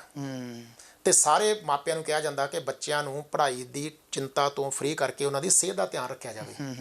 ਹੁਣ ਉਹੀ ਬੱਚਾ ਆਪਣੀ ਮਾਂ ਨੂੰ ਕਹਿੰਦਾ ਲਿਆਓ ਖੀਰ, ਲਿਆਓ ਚਾਕਲੇਟ। ਬਿਲਕੁਲ। ਕਿਉਂ? ਕਿਉਂਕਿ ਬ੍ਰੇਨ ਨੂੰ ਇਨਫੋਰਮੇਸ਼ਨ ਗਈ। ਪਹਿਲਾਂ ਨੈਗੇਟਿਵ ਇਨਫੋਰਮੇਸ਼ਨ ਸੀ ਤੇ ਮੂਡ ਖਰਾਬ ਸੀ, ਹੁਣ ਪੋਜ਼ਿਟਿਵ ਇਨਫੋਰਮੇਸ਼ਨ ਗਈ ਤੇ ਮੂਡ ਠੀਕ ਹੋ ਗਿਆ। ਜਿਵੇਂ ਨੈਗੇਟਿਵ ਪੋਜ਼ਿਟਿਵ ਇਨਫੋਰਮੇਸ਼ਨ ਦੇ ਨਾਲ ਬ੍ਰੇਨ ਕੈਮੀਕਲ ਰਿਲੀਜ਼ ਕਰਦਾ ਹੈ ਤੇ ਸਾਡੀ ਬਾਡੀ ਦੇ ਉੱਤੇ ਇਫੈਕਟ ਹੁੰਦਾ ਹੈ, ਸਾਡੀ ਖੁਸ਼ੀ ਗਮੀ ਦੇ ਅਸਰ ਹੁੰਦਾ ਹੈ। ਇਵੇਂ ਜੇ ਅਗਰ ਬੱਚਾ ਬਚਪਨ ਤੋਂ ਹੀ ਗੁਰਬਾਣੀ ਪੜ੍ਹਦਾ ਹੈ ਤੇ ਉਹਨੂੰ ਗੁਰਬਾਣੀ ਦੀ ਸਮਝ ਲੱਗਦੀ ਆ, ਤੇ ਜਦੋਂ ਗੁਰਬਾਣੀ ਦੀ ਸਮਝ ਲੱਗਦੀ ਆ ਤੇ ਫਿਰ ਬ੍ਰੇਨ ਨੂੰ ਪਤਾ ਲੱਗਦਾ ਹੈ ਕਿ ਇਹ ਤੇ ਮੇਰੇ ਲਈ ਇੱਕ ਇਨਫੋਰਮੇਸ਼ਨ ਆ। ਤੇ ਗੁਰਬਾਣੀ ਇੱਕ supreme type the spiritual and divine information ਹੈ ਜਿਹੜੀ ਕਿ ਆਤਮਾ ਦੀ ਸੂਚਨਾ ਹੈ, ਆਤਮਾ ਤੇ ਪ੍ਰਮਾਤਮਾ ਦੀ ਸੂਚਨਾ ਹੈ। ਜੀ ਬਿਲਕੁਲ। ਜਦੋਂ ਬ੍ਰੇਨ ਨੂੰ ਇਸ ਇਨਫੋਰਮੇਸ਼ਨ ਦਾ ਪਤਾ ਲੱਗਦਾ ਤੇ ਬ੍ਰੇਨ ਫਿਰ ਕੁਝ ਸੁਪਰੀਮ ਟਾਈਪ ਦੇ ਕੈਮੀਕਲ ਛੱਡਦਾ ਆ। ਜਦੋਂ ਬਚਪਨ ਤੋਂ ਲੈ ਕੇ ਜਵਾਨੀ ਤੱਕ ਬੱਚੇ ਨੂੰ ਗੁਰਬਾਣੀ ਦੇ ਜਾਪ ਕਰਨ ਦੀ ਆਦਤ ਪੈ ਜਾਂਦੀ ਆ, ਸਾਸ ਗਰਾਸ ਪ੍ਰਮਾਤਮਾ ਦਾ ਨਾਮ ਸਿਮਰਨ ਦੀ ਗੱਲ ਗੁਰਬਾਣੀ ਚ ਆਉਂਦੀ ਹੈ, ਹਾਥ ਪਾਉ ਕਰ ਕਾਮ ਸਭ ਚੀਤ ਨਿਰੰਜਨ ਨਾਲ ਦੀ ਗੱਲ ਆਉਂਦੀ ਆ। ਜਦੋਂ ਬੱਚੇ ਨੂੰ ਐਵੇਂ ਦੱਸਾਂਗੇ ਕਿ ਬੇਟੇ ਜੇ ਬਚਪਨ ਤੋਂ ਲੈ ਕੇ ਤੁਸੀਂ ਜਵਾਨੀ ਤੱਕ ਪ੍ਰਮਾਤਮਾ ਨੂੰ ਹਾਜ਼ਰ ਨਾਜ਼ਰ ਸਮਝ ਕੇ ਸਾਰੇ ਕੰਮ ਕਰਨ ਦੀ ਆਦਤ ਪਾ ਲਈ ਤੇ ਤੁਹਾਡਾ ਬ੍ਰੇਨ ਫਿਰ ਇੱਕ ਸੁਪਰੀਮ ਟਾਈਪ ਦੇ 24 ਘੰਟੇ ਕੈਮੀਕਲ ਰਿਲੀਜ਼ ਕਰੇਗਾ। ਤੁਹਾਨੂੰ ਨੈਗੇਟਿਵ ਇਨਫੋਰਮੇਸ਼ਨ ਮਿਲੇਗੀ, ਤੁਹਾਡਾ ਕੌਨਸ਼ੀਅਸ ਮਾਈਂਡ ਉਹਦੀ ਪਲਾਨਿੰਗ ਜ਼ਰੂਰ ਕਰੇਗਾ ਪਰ ਕੈਮੀਕਲ ਨੈਗੇਟਿਵ ਪ੍ਰੋਡਿਊਸ ਨਹੀਂ ਕਰੇਗਾ। ਬਿਲਕੁਲ ਬਿਲਕੁਲ। ਸਾਡੇ ਕੋਲ ਸਮੇਂ ਦੀ ਵੀ ਘਾਟ ਹੈ, ਸੋ ਇੱਕ ਗੱਲ ਮੈਂ ਹੋਰ ਜਾਣਨੀ ਚਾਹੂੰਗਾ ਕਿ ਜਿਵੇਂ ਅਸੀਂ ਗੱਲ ਕਰਦੇ ਹਾਂ ਕਿ ਪ੍ਰਚਾਰ ਨਹੀਂ ਹੋ ਰਿਹਾ ਜਾਂ ਜਿੱਦਾਂ ਵੀ ਹੋ ਰਿਹਾ ਜਾਂ ਜਿਹੜੇ ਤਰੀਕੇ ਨਾਲ ਹੋ ਰਿਹਾ ਉਸ ਤਰੀਕੇ ਨਾਲ ਨਹੀਂ ਹੋ ਰਿਹਾ ਜਿਵੇਂ ਹੋਣਾ ਚਾਹੀਦਾ। ਪਰ ਅੱਜ ਕੱਲ੍ਹ ਸੋਸ਼ਲ ਮੀਡੀਆ ਦਾ ਵੀ ਜ਼ਮਾਨਾ ਆ, ਇੰਟਰਨੈਟ ਦਾ ਯੁੱਗ ਆ, ਚਾਹੇ ਕੋਈ ਧਾਰਮਿਕ ਸਮਾਗਮ ਵਿਦੇਸ਼ ਦੇ ਵਿੱਚ ਵੀ ਹੋ ਰਿਹਾ ਅਸੀਂ ਇੱਥੇ ਦੇਖ ਸਕਦੇ ਹਾਂ, ਜਾਂ ਪੰਜਾਬ ਤੋਂ ਬਾਹਰ ਵੀ ਹੋ ਰਿਹਾ, ਜਾਂ ਸਾਡੇ ਕਿਤੇ ਵੀ ਹੋ ਰਿਹਾ ਉਹਨੂੰ ਦੇਖ ਸਕਦੇ ਹਾਂ। ਪਰ ਉਹਦੇ ਵਿੱਚ ਵੀ ਸੰਗਤ ਆਉਂਦੀ ਆ, ਉਹਦੇ ਵਿੱਚ ਵੀ ਬਹੁਤ ਵੱਡੀ ਗਿਣਤੀ ਦੇ ਵਿੱਚ ਯੂਥ ਵੀ ਆਉਂਦਾ, ਬੱਚੇ ਵੀ ਆਉਂਦੇ ਆ। ਕੀ ਉਹਨਾਂ ਧਾਰਮਿਕ ਸਮਾਗਮਾਂ ਦੇ ਵਿੱਚੋਂ ਜਿਸ ਤਰ੍ਹਾਂ ਦਾ ਪ੍ਰਚਾਰ ਹੁੰਦਾ ਆ ਉੱਥੋਂ ਕੁਝ ਚੀਜ਼ਾਂ ਅਡੋਪਟ ਜਿਹੜੀਆਂ ਆ ਉਹ ਨਹੀਂ ਕਰਦੇ ਬੱਚੇ ਜਾਂ ਸੰਗਤ ਜਾਂ ਜਿਹੜਾ ਵੀ ਕੋਈ ਉੱਥੇ ਪ੍ਰਾਣੀ ਆਉਂਦਾ? ਦੇਖੋ ਬਹੁਤ ਪ੍ਰਚਾਰ ਹੋ ਰਿਹਾ ਇਸ ਲੈਵਲ ਤੇ, ਜਿਸ ਲੈਵਲ ਤੇ ਤੁਸੀਂ ਗੱਲ ਕਰ ਰਹੇ ਹੋ। ਟੀਵੀ ਚੈਨਲ ਬਹੁਤ ਪ੍ਰਚਾਰ ਕਰ ਰਹੇ ਆ, YouTube ਤੇ ਬੜੇ ਚੈਨਲ ਆ, ਸਮਾਗਮ ਹੋ ਰਿਹਾ, ਕੀਰਤਨ ਦਰਬਾਰ ਹੋ ਰਿਹਾ, ਬੜੇ ਵੱਡੇ ਵੱਡੇ ਸਮਾਗਮ ਹੋ ਰਿਹਾ, ਕੋਈ ਦੋ ਰਾਇਆ ਨਹੀਂ ਜੀ।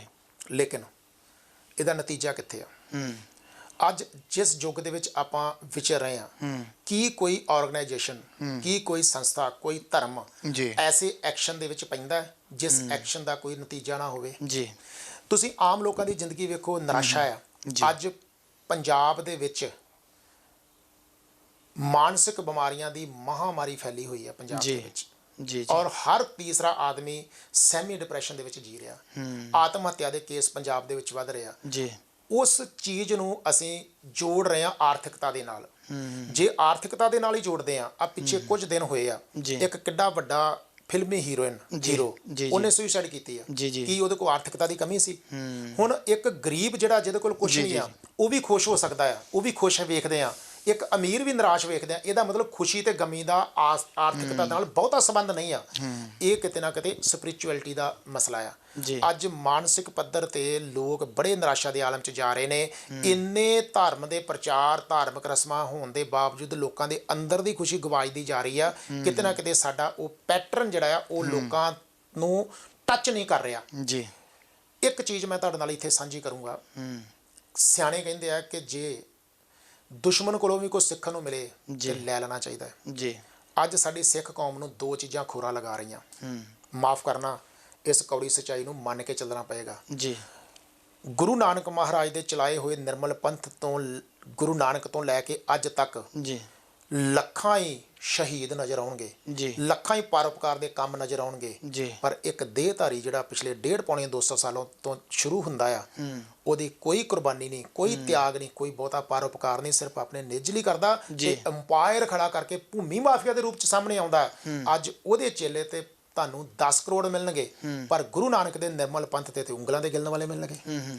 ਬਿਲਕੁਲ। ਫਿਰ ਪ੍ਰਚਾਰ ਦੀ ਗੱਲ ਜਦੋਂ ਅਸੀਂ ਕਰਦੇ ਹਾਂ, ਪ੍ਰਚਾਰ ਫਿਰ ਕਿਹੜਾ ਹੋ ਰਿਹਾ ਵਾ? ਕਿਉਂਕਿ ਫਿਰ ਜੇਕਰ ਕਿਸੇ ਦੇ ਉੱਤੇ ਉਹਦਾ ਅਸਰ ਨਹੀਂ ਹੋ ਰਿਹਾ, ਜਿਵੇਂ ਅਸੀਂ ਕਬੀਰ ਸਾਹਿਬ ਜੀ ਦੀ ਪੰਕਤੀ ਦੀ ਗੱਲ ਕਰ ਲਈਏ, ਅੰਧੇ ਇੱਕ ਨਾ ਲਾਗੇ ਜੋ ਬਾਂਸ ਵਜਾਈਏ ਫੂਕ ਵਾਲੀ ਗੱਲ ਜੇ ਕਰਦੇ ਹਾਂ, ਤਾਂ ਕਿ ਉਹ ਉਹਨਾਂ ਕੁ ਚਿਰ ਉਸ ਚੀਜ਼ ਨੂੰ ਜ਼ਰੂਰ ਸੁਣਦੇ ਆ, ਉਸ ਚੀਜ਼ ਨੂੰ ਉਹਨਾਂ ਕੁ ਚਿਰ ਜ਼ਰੂਰ ਦੇਖਦੇ ਆ, ਮੰਨਦੇ ਆ, ਪਰ ਬਾਅਦ ਦੇ ਵਿੱਚ ਇਹ ਤਾਂ ਭੁੱਲ ਜਾਂਦਾ ਕਿ ਗਾਂ ਅਸੀਂ ਕਰਨਾ ਕੀ ਹੈ। ਸਾਡਾ ਜੀਵਨ ਦੇ ਵਿੱਚ ਅਸੀਂ ਜੀਵਨ ਨਿਰਵਾਹ ਜਿਹੜਾ ਆ ਉਹ ਤਾਂ ਅਸੀਂ ਕਰ ਰਹੇ ਹਾਂ, ਪਰ ਅਸੀਂ ਇੱਕ ਚੰਗੀ ਜੀਵਨ ਜਾਂਚ ਜਿਹੜੀ ਆ ਉਹ ਆਪਣੇ 'ਚ ਕਿਵੇਂ ਪੈਦਾ ਕਰਨੀ ਆ? ਬਹੁਤ ਵਧੀਆ ਗੱਲ ਤੁਸੀਂ ਕੀਤੀ ਆ। ਕਬੀਰ ਸਾਚਾ ਸਤਿਗੁਰ ਕਿਆ ਕਰੈ, ਜੋ ਸਿੱਖਾਂ ਮੈਂ ਚੂਕ, ਅੰਧੇ ਏਕ ਨਾ ਲੱਗ ਗਈ, ਜੋ ਬਾਂਸ ਵਜਾਈਏ ਫੂਕ। ਇਹ ਵਰਤਾਰਾ ਗੁਰੂ ਕਾਲ ਵੇਲੇ ਵੀ ਰਿਹਾ। ਘਰ 'ਚ ਜੰਮਣ ਵਾਲੇ ਬੱਚੇ ਜਿਨ੍ਹਾਂ ਨੂੰ ਗੋਦੀ 'ਚ ਬਿਠਾ ਕੇ ਪ੍ਰਿਥੀ ਚੰਦ ਵਰਗਿਆਂ ਨੂੰ ਪਾਲਿਆ ਗੁਰੂ ਰਾਮਦਾਸ ਪਾਤਸ਼ਾਹ ਨੇ, ਉਹਨਾਂ ਨੂੰ ਸਿੱਖੀ ਦੀ ਦਾਤ ਨਹੀਂ ਮਿਲੀ। ਗੁਰੂ ਰਾਮਦਾਸ ਪਾਤਸ਼ਾਹ ਦੇ ਘਰ ਦੇ ਵਿੱਚ ਜਨਮ ਲੈ ਕੇ ਸਿੱਖੀ ਨੂੰ ਸਮਝਿਆ ਨਹੀਂ ਗਿਆ, ਲੇਕਿਨ ਗੁਰੂ ਅਰਜਨ ਦੇਵ ਮਹਾਰਾਜ ਸਿੱਖੀ ਨੂੰ ਸਮਝਦੇ ਆ। ਹੁਣ ਗੁਰੂ ਅਰਜਨ ਦੇਵ ਮਹਾਰਾਜ ਜਦੋਂ ਸਿੱਖੀ ਨੂੰ ਸਮਝ ਰਹੇ ਆ, ਪ੍ਰਿਥੀ ਚੰਦ ਨਹੀਂ ਸਮਝ ਰਿਹਾ। ਇਹਦਾ ਮਤਲਬ ਕੀ ਆ ਕਿ ਸਿੱਖੀ ਦਾ ਕਿਤੇ ਨਾ ਕਿਤੇ ਸਾਡੀ ਅੰਦਰ ਦੀ ਭਾਵਨਾ ਨਾਲ ਵੀ ਸੰਬੰਧ ਹੈ। ਸਿੱਖੀ ਦਿੱਤੀ ਨਹੀਂ ਜਾਂਦੀ, ਸਿੱਖੀ ਲਈ ਜਾਂਦੀ ਆ। ਜੇ ਲੈਣ ਵਾਲਾ ਹੋਵੇ ਤੇ ਉਹਨੇ ਲੈ ਲੈਣੀ ਆ। ਪਰ ਬਹੁ ਗਿਣਤੀ ਐਸੇ ਵੀ ਲੋਕ ਹੁੰਦੇ ਆ ਜਿਨ੍ਹਾਂ ਦੇ ਅੰਦਰ ਦਾ ਭਾਂਡਾ ਸ਼ੁੱਧ ਹੁੰਦਾ ਆ, ਪਰ ਉੱਥੋਂ ਤੱਕ ਚੀਜ਼ ਨਹੀਂ ਜਾਂਦੀ। ਭਾਰਤੀ ਧਾਰਮਿਕ ਖੇਤਰ ਦੇ ਵਿਦਵਾਨਾਂ ਨੇ ਬੰਦੇ ਦੇ ਮਨ ਦੇ 4 ਭਾਗ ਦੱਸੇ ਆ। ਮਨ, ਚਿੱਤ, ਬੁੱਧੀ ਤੇ ਅਹੰ। ਇਹਦੇ ਵਿੱਚੋਂ ਮਨ ਜਿਹੜਾ ਸਾਡਾ ਇਛਾਵਾਂ ਪੈਦਾ ਕਰਦਾ ਹੈ, ਚਿੱਤ ਜਿਹੜਾ ਸਾਨੂੰ ਡਰਾਈਵ ਕਰਦਾ, ਸਾਨੂੰ ਚਲਾਉਂਦਾ ਆ। ਸਾਡੇ ਜਿਹੜੇ ਇੰਟਰਸਟ ਤੇ ਫੇਥ ਆ ਉਹ ਸਾਡੇ ਚਿੱਤ ਤਿਆਰ ਕਰਦਾ, ਤੇ ਸਾਨੂੰ ਇੰਟਰਸਟ ਤੇ ਫੇਥ ਹੀ ਚਲਾਉਂਦੇ ਆ। ਜੋ ਤੁਹਾਡਾ ਤੇ ਮੇਰਾ ਇੰਟਰਸਟ ਆ, ਅਸੀਂ ਉਧਰ ਨੂੰ ਭੱਜ ਕੇ ਚਲੇ ਜਾਂਦੇ ਆ। ਜੋ ਤੁਹਾਡਾ ਤੇ ਮੇਰਾ ਫੇਥ ਆ, ਅਸੀਂ ਉਹ ਤੋਂ ਇੱਧਰ ਉੱਧਰ ਨਹੀਂ ਹੁੰਦੇ। ਇੱਕ ਭਾਰਤ ਦੀ ਧਰਤੀ ਦੇ ਉੱਤੇ ਸੱਪ ਨੂੰ ਮੰਨਿਆ ਜਾਂਦਾ ਹੈ ਦੇਵਤਾ ਆ, ਤੇ ਕਿਤੇ ਧਰਤੀ ਤੇ ਮੰਨਿਆ ਜਾਂਦਾ ਕਿ ਸੱਪ ਖਾਣ ਵਾਲੀ ਚੀਜ਼ ਹੈ। ਉਹ ਕੀ ਹੈ? ਉਹ ਲੋਕਾਂ ਦਾ ਫੇਥ ਹੈ। ਹੁਣ ਚਿੱਤ ਜਿਹੜਾ ਹੈ ਨਾ, ਇਹ ਸਾਡੇ ਇੰਟਰਸਟ ਤੇ ਫੇਥ ਬਣਾ ਕੇ ਸਾਨੂੰ ਡਰਾਈਵ ਕਰਦਾ। ਮਨ ਤੋਂ ਬਾਅਦ ਚਿੱਤ, ਚਿੱਤ ਤੋਂ ਬਾਅਦ ਬੁੱਧੀ। ਬੁੱਧੀ ਜਿਹੜੀ ਆ ਇਹ ਜਾਣਕਾਰੀ ਹਾਸਲ ਕਰਦੀ ਆ। ਅਹੰ, ਸੈਲਫ ਰਿਸਪੈਕਟ। ਹੁਣ ਇਹਨਾਂ ਦੇ ਵਿੱਚੋਂ ਗੁਰੂ ਅਮਰਦਾਸ ਪਾਤਸ਼ਾਹ ਕਹਿੰਦੇ ਆ, ਚਿੱਤ ਜਿਨਕਾ ਹਿਰ ਲਿਆ ਮਾਇਆ। ਇਹਦਾ ਮਤਲਬ ਕੀ ਆ ਕਿ ਸਾਨੂੰ ਚਲਾਉਣ ਵਾਲਾ ਸਾਡਾ ਚਿੱਤ ਆ, ਤੇ ਸਾਡੀ ਬੁੱਧੀ ਸਿਰਫ ਇਨਫੋਰਮੇਸ਼ਨ ਤੇ ਸੂਚਨਾ ਇਕੱਠੀ ਕਰਦੀ ਆ। ਅੱਜ ਦਾ ਜਿਹੜਾ ਮੀਡੀਆ ਰਾਹੀਂ ਪ੍ਰਚਾਰ ਹੋ ਰਿਹਾ ਵਾ, ਇਹ ਸਾਡੀ ਬੁੱਧੀ ਨੂੰ ਜਾਣਕਾਰੀ ਤੇ ਮਿਲ ਰਹੀ ਆ, ਪਰ ਸਾਡੇ ਚਿੱਤ ਤੇ ਰੰਗ ਨਹੀਂ ਲੱਗ ਰਿਹਾ। ਚਿੱਤ ਤੇ ਰੰਗ ਲੱਗਦਾ ਸੰਗਤ ਦੇ ਵਿੱਚ ਬੈਠ ਕੇ। ਹੁਣ ਤੁਸੀਂ ਵੇਖੋ, ਇੱਕ ਛੋਟਾ ਜਿਹਾ ਨੁਕਤਾ ਤੁਹਾਡੇ ਨਾਲ ਮੈਂ ਸਾਂਝਾ ਕਰਦਾ। ਪੰਜਾਬ ਦੇ ਵਿੱਚ ਕ੍ਰਿਸਚਨ ਵੀਰ ਬੜਾ ਪ੍ਰਚਾਰ ਕਰ ਰਹੇ ਨੇ। ਹੁਣ ਅਸੀਂ ਕਹਿੰਦੇ ਆ, ਤੁਸੀਂ ਸਵਾਲ ਕਰ ਦਿੱਤਾ ਕਿ ਅੰਧੇ ਏਕ ਨਾ ਲਾਗੀ ਜੋ ਬਾਸ ਬਜਾਈਏ ਫੂਕ। ਜੀ ਜਿਹੜੇ ਮੋਰ ਦੈਨ 90% ਕ੍ਰਿਸਚਨ ਮਾਈਗ੍ਰੇਟ ਹੋਏ ਨੇ ਪਿਛਲੇ 20 ਸਾਲਾਂ 'ਚ, ਉਹ ਪਹਿਲਾਂ ਸਿੱਖ ਸੀਗੇ। ਜੀ ਉਹਨਾਂ ਦੇ ਮਰਨ ਜੰਮਣ ਜਿਹੜੇ ਸੀ ਉਹ ਗੁਰੂ ਗ੍ਰੰਥ ਸਾਹਿਬ ਪਾਤਸ਼ਾਹ ਨਾਲ ਹੁੰਦੇ ਸੀ। ਬਿਲਕੁਲ। ਇੱਕ ਬੜੀ ਕੌੜੀ ਗੱਲ ਮੈਂ ਕਰਨ ਲੱਗਾ, ਮੈਨੂੰ ਮਾਫ ਕਰ ਦੇਣਾ, ਕਿ ਜਦੋਂ ਉਹ ਸਿੱਖ ਸੀਗੇ ਜੀ ਉਦੋਂ ਉਹਨਾਂ ਦੇ ਘਰਾਂ ਦੇ ਵਿੱਚ ਹਰ ਉਹ ਕੰਮ ਹੁੰਦਾ ਸੀ ਜੋ ਗੁਰਮਤ ਤੋਂ ਉਲਟ ਸੀਗਾ। ਜੀ ਉਹਨਾਂ ਦੇ ਗਲਾਂ ਦੇ ਵਿੱਚ ਧਾਗੇ ਵੀ, ਉਹ ਕਬਰਾਂ ਤੇ ਤੇਲ ਵੀ ਪਾਉਂਦੇ ਸੀ, ਉਹ ਹੱਥ ਵੀ ਵਿਖਾਉਂਦੇ ਸੀ। ਹਰ ਪੁੱਠਾ ਸਿੱਧਾ ਕੰਮ ਉਹਨਾਂ ਦੇ ਘਰਾਂ 'ਚ, ਇਹ ਨਹੀਂ ਇਕੱਲੇ ਉਹਨਾਂ ਦੇ ਘਰਾਂ 'ਚ, ਬਾਕੀ ਸਿੱਖਾਂ ਦੇ ਘਰਾਂ 'ਚ ਹੁੰਦਾ, ਪਰ ਉਹਨਾਂ ਦੀ ਆਪਾਂ ਵਿਸ਼ੇਸ਼ ਕਰਕੇ ਗੱਲ ਕਰ ਰਹੇ ਹਾਂ ਕਿ ਅੰਧੇ ਏਕ ਨਾਲ ਲੱਗ ਗਈ ਜੋ ਬਾਂਸ ਵਜਾਈਏ ਫੂਕ ਤੇ ਆਪਾਂ ਗੱਲ ਕਰ ਰਹੇ ਹਾਂ। ਉਹ ਜਦੋਂ ਹੀ ਪਰਿਵਾਰ ਕ੍ਰਿਸਚਨ ਬਣੇ, ਕੀ ਐਸਾ ਹੋਇਆ ਕਿ ਥੋੜੇ ਸਮੇਂ ਬਾਅਦ ਉਹ ਪਰਿਵਾਰ ਜਿਹੜਾ ਸੀ, ਉਹਨੂੰ ਤੁਸੀਂ ਕੜਾਹ ਪ੍ਰਸ਼ਾਦੀ ਦੇਗ ਵੀ ਨਹੀਂ ਛਕਾ ਸਕਦੇ। ਕਿਤੇ ਕਬੀਰ ਦੀ ਕਬਰ ਤੇ ਤੇਲ ਪਾਉਣਾ ਤੇ ਦੂਰ ਦੀ ਗੱਲ ਆ, ਉਹ ਸਿਰਫ ਇੱਕੋ ਦੇ ਹੀ ਹੋ ਕੇ ਰਹਿ ਗਏ। ਉਹਨਾਂ ਦੇ ਪਰਿਵਾਰ ਦੇ ਵਿੱਚੋਂ ਸਾਰੀਆਂ ਚੀਜ਼ਾਂ ਖਤਮ ਹੋ ਗਈਆਂ। ਜਦ ਤੱਕ ਉਹ ਸਾਡੇ ਸਿੱਖ ਧਰਮ ਦੇ ਵਿੱਚ ਸੀ, ਸਾਨੂੰ ਆਪਣੀ ਕਮੀ ਨਹੀਂ ਮੰਨਣੀ ਚਾਹੀਦੀ ਕਿ ਸਾਡਾ ਪ੍ਰਚਾਰ ਦਾ ਢੰਗ ਐਸਾ ਨਹੀਂ ਸੀ ਕਿ ਉਹ ਗੁਰਦੁਆਰੇ ਮੱਥਾ ਟੇਕਣ ਤੋਂ ਇਲਾਵਾ ਜਾਂ ਘਰ ਅਖੰਡ ਪਾਠ ਕਰਾਉਣ ਤੋਂ ਇਲਾਵਾ ਅਸੀਂ ਕਦੇ ਦੱਸਿਆ ਹੀ ਨਹੀਂ ਉਹਨਾਂ ਨੂੰ ਕੁਛ। ਪਰ ਜਿਉਂ ਹੀ ਉਹ ਕ੍ਰਿਸਚਨ ਧਰਮ ਦੇ ਵਿੱਚ ਗਏ, ਉਹਨਾਂ ਨੂੰ ਚਰਚ ਦੇ ਵਿੱਚ ਜਾਣਾ ਹਰ ਐਤਵਾਰ ਜ਼ਰੂਰੀ ਮੰਨਿਆ ਜਾਂਦਾ ਆ। ਉਹਨਾਂ ਦਾ ਮੁਬਾਰਕ ਹੈ ਉਹਨਾਂ ਨੂੰ, ਉਹ ਕਰਨ ਜੋ ਕਰ ਰਹੇ ਆ। ਪਰ ਉਹ ਜਿਹੜਾ ਹਫ਼ਤੇ ਬਾਅਦ ਚਰਚ ਜਾ ਕੇ ਉਹਨਾਂ ਦੇ ਅੰਦਰ ਪ੍ਰਪਕਤਾ ਆਉਂਦੀ ਆ, ਉਹਨਾਂ ਦੇ ਅੰਦਰ ਇੱਕ ਜੋਸ਼ ਆਉਂਦਾ ਹੈ ਕਿ ਸਾਡਾ ਆ ਇਹ ਤੋਂ ਇਲਾਵਾ ਅਸੀਂ ਕਿਤੇ ਵਿਸ਼ਵਾਸ ਨਹੀਂ ਬਣਾਉਣਾ। ਉਹਨਾਂ ਦੇ ਚਿੱਤ ਤੇ ਉਹ ਰੰਗ ਚੜ ਜਾਂਦਾ ਆ। ਜੇ ਸਾਨੂੰ ਇਸ ਗੱਲ ਦਾ ਅਹਿਸਾਸ ਹੋ ਜੇ ਕਿ ਜਦੋਂ ਉਹ ਪਰਿਵਾਰ ਸਿੱਖ ਸੀ, ਉਦੋਂ ਕਿਉਂ ਉਹਨਾਂ ਦੇ ਅੰਦਰ ਸਿੱਖੀ ਨਹੀਂ ਸੀ, ਜਾਂ ਇਉਂ ਕਹਿ ਲਓ ਜਿਹੜੇ ਅੱਜ ਸਾਡੇ ਸਿੱਖ ਪਰਿਵਾਰ ਨੇ, ਕੀ ਉਹਨਾਂ ਦੇ ਵਿੱਚ ਮਨਮਤ ਨਹੀਂ ਹੁੰਦੀ? ਕੀ ਉਹਨਾਂ ਦੇ ਅੰਦਰ ਸਾਰੇ ਉਹ ਕੰਮ ਨਹੀਂ ਹੁੰਦੇ ਜਿਨ੍ਹਾਂ ਤੋਂ ਗੁਰੂ ਵਰਜਦਾ? ਜਿਹੜੇ ਗੁਰੂ ਗ੍ਰੰਥ ਸਾਹਿਬ ਨੂੰ ਮੱਥਾ ਟੇਕਦੇ ਆ, ਉਹ ਗੁਰੂ ਗ੍ਰੰਥ ਸਾਹਿਬ ਪਾਤਸ਼ਾਹ ਜਿਨ੍ਹਾਂ ਚੀਜ਼ਾਂ ਤੋਂ ਵਰਜਦਾ ਉਹ ਸਾਰੇ ਕੰਮ ਹੁੰਦੇ ਨੇ। ਪਰ ਜਿਉਂ ਹੀ ਉਹ ਉਧਰ ਗਏ, ਉਹ ਸਾਰੇ ਛੱਡ ਗਏ। ਇਹਦਾ ਮਤਲਬ ਕਿਤੇ ਨਾ ਕਿਤੇ ਉਹਨਾਂ ਕੋਲ ਕੰਮ ਕਰਨ ਦਾ ਢੰਗ ਵਧੀਆ ਹੈ। ਸਾਨੂੰ ਸਿੱਖਣਾ ਚਾਹੀਦਾ ਕਿ ਸਾਡਾ ਹਰ ਗੁਰਦੁਆਰਾ ਜਿਹੜਾ ਆ, ਉਹ ਹਰ ਕ੍ਰਿਸਚਨ ਨੂੰ ਮਾਫ ਕਰਨਾ, ਹਰ ਦੇਹਧਾਰੀ ਨੂੰ ਮੰਨਣ ਵਾਲੇ ਦਾ ਤੇ ਇਹ ਜ਼ਰੂਰੀ ਹੈ ਕਿ ਹਰ ਦੇਹਧਾਰੀ ਨੂੰ ਮੰਨਣ ਵਾਲਾ ਐਤਵਾਰ ਦੇ ਐਤਵਾਰ ਸਤਸੰਗ ਅਟੈਂਡ ਕਰਦਾ। ਕਿਤੇ ਕੋਈ ਬੰਦਾ ਮਿਲੇ, ਤੁਸੀਂ ਕਿਸੇ ਵੇਲੇ ਤਜਰਬਾ ਕਰਕੇ ਵੇਖ ਲਓ, ਕਿਸੇ ਦੇਹਧਾਰੀ ਨੂੰ ਮੰਨਣ ਵਾਲੇ ਬੰਦੇ ਨੂੰ ਮਿਲੋ ਜਦੋਂ, ਤੇ ਉਹਨੂੰ ਕਹੋ ਮੈਂ ਵੀ ਤੁਹਾਡਾ ਸਤਸੰਗੀ ਆ, ਤੇ ਤੁਹਾਡੇ ਨਾਲ ਗੱਲਾਂ ਬਹੁਤ ਵਧੀਆ ਕਰੇਗਾ। ਪਰ ਸਭ ਤੋਂ ਪਹਿਲਾਂ ਤੁਹਾਡੇ ਜਿਹੜੇ ਸਵਾਲ ਖੜਾ ਕਰੇਗਾ ਕਿ ਸਤਸੰਗ ਕਿੱਥੇ ਅਟੈਂਡ ਕਰਨ ਜਾਂਦੇ ਹੋ। ਜਦ ਤੱਕ ਇਸ ਸਵਾਲ ਦਾ ਨੂੰ ਜਵਾਬ ਨਹੀਂ ਮਿਲੇਗਾ, ਉਹ ਤੁਹਾਨੂੰ ਮੰਨੇਗਾ ਨਹੀਂ ਕਿ ਤੁਸੀਂ ਉਹਦੇ ਸਤਸੰਗੀ ਹੋ।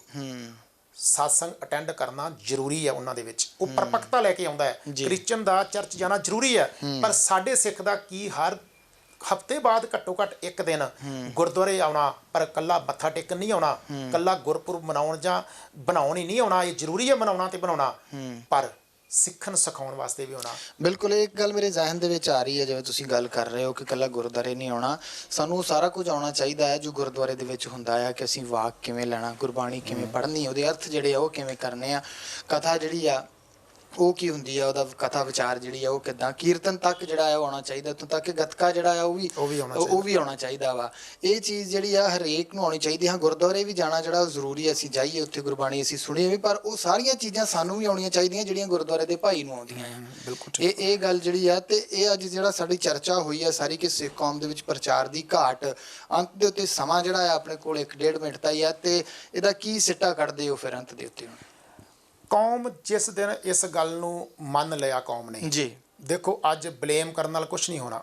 ਜੇ ਸ਼੍ਰੋਮਣੀ ਗੁਰਦੁਆਰਾ ਪ੍ਰਬੰਧਕ ਕਮੇਟੀ ਨੂੰ ਆਪਾਂ ਕਹਿੰਦੇ ਆ, ਮਾਫ ਕਰਨਾ, ਲਾਸਟ 'ਚ ਮੈਂ ਇੱਕ ਗੱਲ ਕਰਨ ਲੱਗਾ, ਸਾਡੀ ਸਮੁੱਚੀ ਕੌਮ ਦੇ ਵਿੱਚ ਕਿੰਨੇ ਕੁ ਪ੍ਰਚਾਰਕ ਐਸੇ ਨੇ ਜਿਹੜੇ ਅੱਜ ਸਾਡੇ ਕਿਸੇ ਇੰਜੀਨੀਅਰਿੰਗ ਕਾਲਜ ਦੇ ਵਿੱਚ ਜਾ ਕੇ ਬੱਚਿਆਂ ਦੇ ਨਾਲ ਆਰਗੂਮੈਂਟਸ ਕਰ ਸਕਦੇ ਆ, ਇੰਗਲਿਸ਼ ਦੇ ਵਿੱਚ ਗੱਲ ਕਰ ਸਕਦੇ ਆ। ਸਾਡਾ ਪਹਿਲੀ ਤਾਂ ਗੱਲ ਆ ਕਿ ਪ੍ਰਚਾਰਕ ਦਾ ਲੈਵਲ ਉਸ ਪੱਧਰ ਦਾ ਹੋਣਾ ਬੜਾ ਜ਼ਰੂਰੀ ਆ। ਉਸ ਪੱਧਰ ਦੇ ਪ੍ਰਚਾਰਕ ਸਾਡੇ ਇਸ ਫੀਲਡ 'ਚ ਆਉਣੇ ਬੜੀ ਜ਼ਰੂਰੀ ਆ, ਸਾਨੂੰ ਤਿਆਰ ਕਰਨਾ ਬੜਾ ਜ਼ਰੂਰੀ ਆ। ਜੇ ਸ਼੍ਰੋਮਣੀ ਕਮੇਟੀ ਦਾ ਇਸ ਪਾਸੇ ਧਿਆਨ ਨਹੀਂ ਆ, ਬੇਨਤੀਆਂ ਵੀ ਕਰਦੇ ਆ ਅਸੀਂ ਕਈ ਵਾਰ, 550 ਸਾਲਾ ਅਸੀਂ ਪਿੱਛੇ ਗੁਰੂ ਨਾਨਕ ਦੇਵ ਪਾਤਸ਼ਾਹ ਦਾ ਸੁਲਤਾਨਪੁਰ ਦੀ ਧਰਤੀ ਤੇ ਮਨਾਇਆ।